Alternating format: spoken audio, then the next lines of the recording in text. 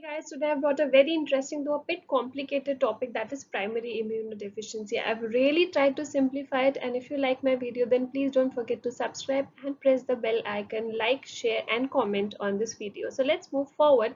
We'll discuss with the concept of primary immunodeficiency. As the name suggests, it is primary. You have to rule out the secondary causes of immunodeficiency. So what are the secondary causes of immunodeficiency? It can be diabetes, malignancy, right, HIV, immunosuppressant drugs, malnutrition. So these secondary causes have to be ruled out, and in order to understand primary immunodeficiency, let's say that when a foreign microbe enters your body, your innate immunity is ready to interact with the microbe and eliminate it. It has got four components. First is epithelial barrier, second is phagocyte, third is complement, and fourth is NK cell. Now as soon as these microbe agent will enter these phagocytes, what will they do? First thing they can do is they can intake the foreign agent via the formation of phagosome. So a phagosome will be formed plus the lysosome, which will contain all the lysosomal enzymes. This fusion will lead to formation of phagolysosome, which can actually kill the microbe. Second thing it can do is it can lead to generation of number of reactive nitrogen and oxygen species. These reactive oxygen species requires the presence of an enzyme called as NADPH oxidase, right? So these species will again kill the agent. Third thing phagocytes can do is they can present this antigen to T cells, which in turn will get activated and form CD4 helper and CD8 cytotoxic T cells. These helper lymphocytes will help the lymphocytes, B lymphocytes, to get activated and form antibodies. So any defect at any of these levels will lead to defect in the immunity, and thus primary immunodeficiency. Now if I say the defect lies in the innate immunity, it can be at the level of phagocyte, in fact the common cause.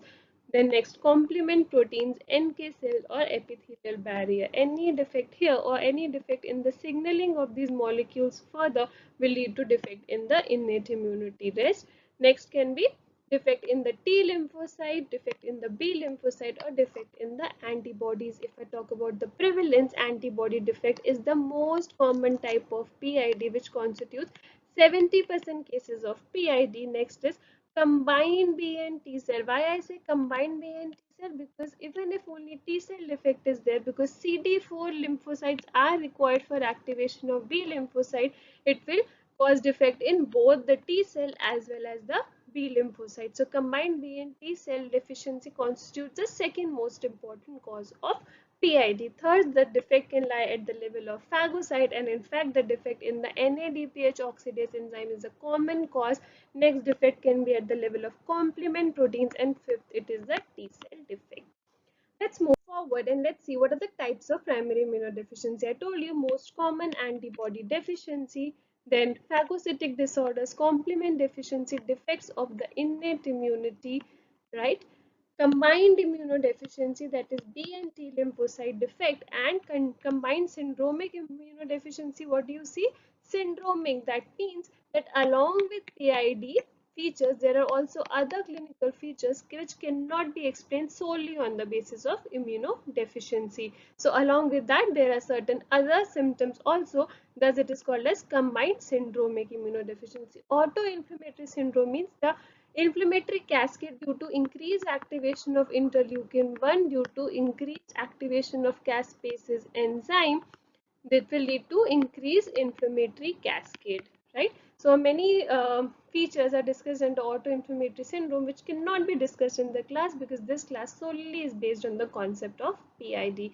Diseases of immune regulation forms the eighth category. As the name suggests, there is dysregulation of immune function, or we can say defect in the T regulatory cells. For example, FOXP3 gene, which is required for these T regulatory cells. So you can see there are 8 classes of primary immunodeficiency, and most of this we have already discussed in our previous diagram. Next, or when do you suspect primary immunodeficiency? Because it is a rare disorder. You can think about it when the mother comes with the child and says that, see, this child is having recurrent infections at unusual sites with unusual pathogen, and commonly the pathogens which do not cause such severe diseases in children are causing unusual severity, and there are more than 2 serious documented bacterial infections in the past 1 year, or the family history of PID is there. What you can do is you can order for the test of PID. In order to understand the lymphocytic component of PID, let's see that a common hematopoietic progenitor cell who's getting developed either into the myeloid cells or into the lymphoid cells. Now this lymphoid cell has to undergo differentiation either to T or B cell, but both require the presence of an enzyme called as ADA, adenosine deaminase. Any defect at this level will lead to defect in both B and T lymphocyte, and in fact it is the example of autosomal recessive SCID. ADA deficiency, autosomal recessive SCID. Next is X-linked SCID. As the name suggests, this is X-linked, so it commonly occurs in boys, right? Second thing is it occurs due to defect at the level of proliferation or development of precursor T cells. Any defect in the development of these immature T cells will lead to development of X-linked SCID, because this is also leading to defect in the immature precursor B cells that will lead to defect in both B plus T immunodeficiency, and also there is defect in the cytokine gamma chain required for interleukin 15 development, which in turn is required for NK cell development. So in case of X-linked SCID, there is defect in B cell, T cell as well as NK cell, and it is X-linked, so it occurs in boys. Next, Igm syndrome. As you can see, this immature T cells undergo development or maturation in thymus if this thymus is defective. In case of Igm syndrome, where there is defect in the third and fourth pharyngeal pouch. Third and fourth pharyngeal pouch is required for development of not only thymus but also parathyroid gland plus thymus. This thymus deficiency will lead to T cell defect, which in turn will lead to B cell defect, and also this parathyroid defect will lead to hypocalcemic tetany. Also, there are heart defects again due to third and fourth pharyngeal pouch defect, Igm syndrome. Next, once the CD4 and CD8 lymphocytes are developed, they need MHC complex, MHC2 for CD4 and MHC1 for CD8. Any defect in these MHC molecules further leads to T cell defect called as bare lymphocyte syndrome, and because T cells are defected, it will also lead to defect in the B cells, right? Next, if we discuss about the defects at the level of B cells, you will see A gamma globulinemia or Bruton's A gamma globulinemia, which is X-linked. Again, it occurs mostly in boys. Okay, so there is defect in the maturation from the immature to the mature B cells due to defect in the tyrosine kinase signaling pathway. Now it is X-linked, it occurs in boys, and second, there is A gamma globulinemia. Because of deficiency of immunoglobulin, it further increases the chances of infection. Next, we talk about common variable immunodeficiency. As the name suggests, it is the defect in both the B lymphocyte as well as the T lymphocyte signaling required for B lymphocyte activation. Variable because there is variable degree of immunoglobulin depletion, right? So there can be defect at the level of any of the immunoglobulins. Next, hyper IgM syndrome is due to defect in the CD40 ligand. CD40 ligand is required for isotype switching, which is in further required for development of other immunoglobulins from IgM. But this receptor is defective, thus there is hyper IgM but decreased IgG, IgA and IgE. Next, selective IgA deficiency. There is only deficiency of IgA. Two things you have to remember, that it is the most common type of antibody defect.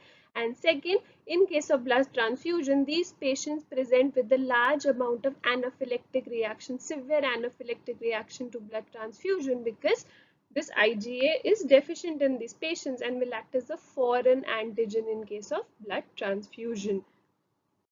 Next, we have already discussed about Bruton's A gamma globulinemia due to tyrosine kinase signaling pathway defect, common variable immunodeficiency due to defect in the maturation level as well as defective T cell signaling to the B lymphocyte.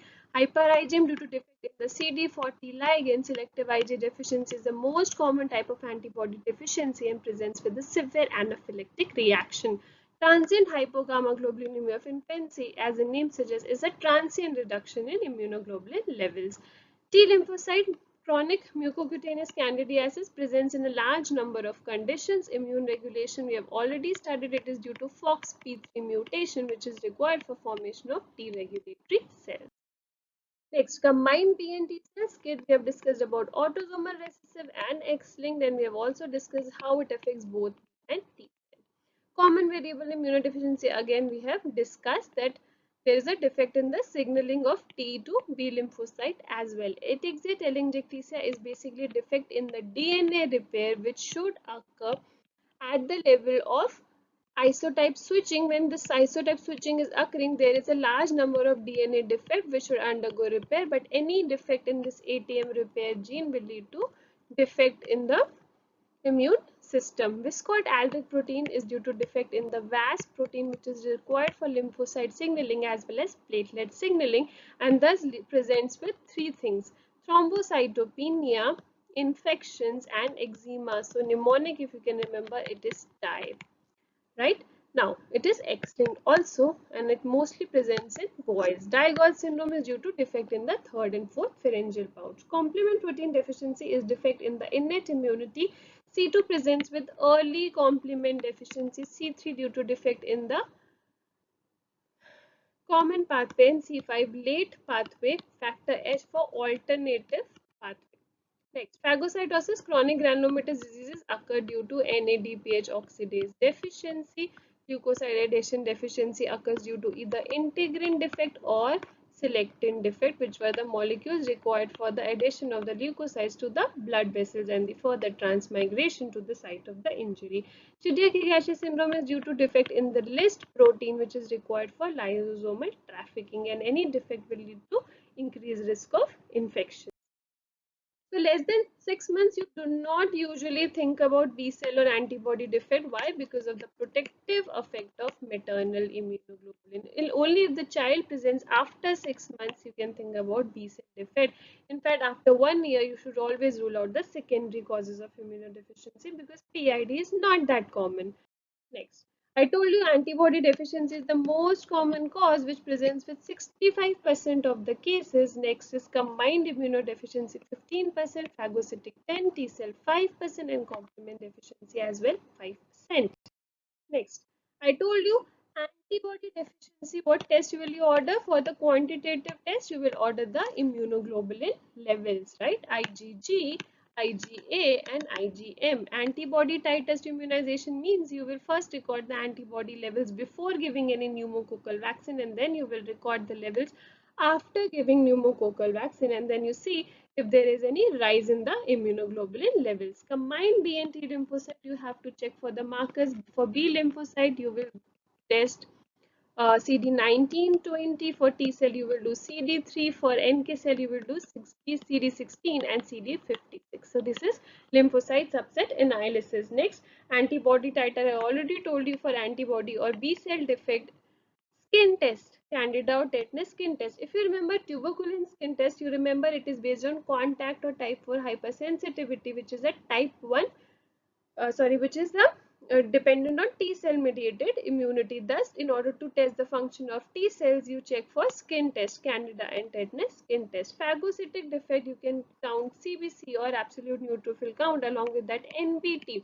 What is NBT? It is a colorless compound which, if in presence of NADPH oxidase is present, it will get converted into blue-black formazine compound, and thus you can check for the presence of NADPH oxidase. And another new assay is DHR assay, which in the presence of NADPH oxidase will get converted into rhodamin, which will further give fluorescent signals, and it is a more sensitive assay for phagocytic defects. Complement defect, I told you C2 is for early complement defect, C3 is for common pathway, C5 is for late pathway, and another is factor H, which tests for alternate complement pathway. CH50 is a single test. If it comes abnormal, then you can ask for other set tests. So it can be used as a first hand tool or the screening tool in order to detect any complement deficiency. T cell defect, I told you lymphocyte count, because 70% of the circulating lymphocytes in the blood are of T cell type. Skin test based on contact or type 4 hypersensitivity forms the basis to detect T cell defect. You can do chest X-ray. Why? For detection of any thymus. If thymus is not developed, you can think of Igm syndrome, and the child will also present with hypocalcemic tetany, facial abnormalities, and heart abnormalities as well. Right. So first stage you will ask for quantitative immunoglobulin levels. Then you can ask for antibody response before and after giving the pneumococcal vaccine. Next, skin test based on type 4 hypersensitivity is used for T cell defect lymphocyte submarkers, right? CD3, CD4, CD8, right? For T lymphocyte, CD19 for B lymphocyte, CD1656 for NK cell, in fact CD4 for T helper cell, and CD8 for cytotoxic T cells, right? Enzyme measurement, if you remember, ADA deficiency was causing defect in both B and T cells. Phagocytic studies, mostly NADPH oxidase enzyme has to be detected. Complement screening, first hand tool will be CH50. Similarly, AH50 is there, which tests the alternative complement pathway. Right. So management of PID, general treatment will be to treat the infections with the help of antibiotics. Replacement therapy in case of immunoglobulin deficiency, immune reconstitution to reconstitute the immune system of the person. Gene therapy, if any single gene or monogenetic disease is there, you can try gene therapy. So I hope this video was useful in order to understand the pathogenesis and the diagnostic part of PID. And if you like my video, then please subscribe. Thank you.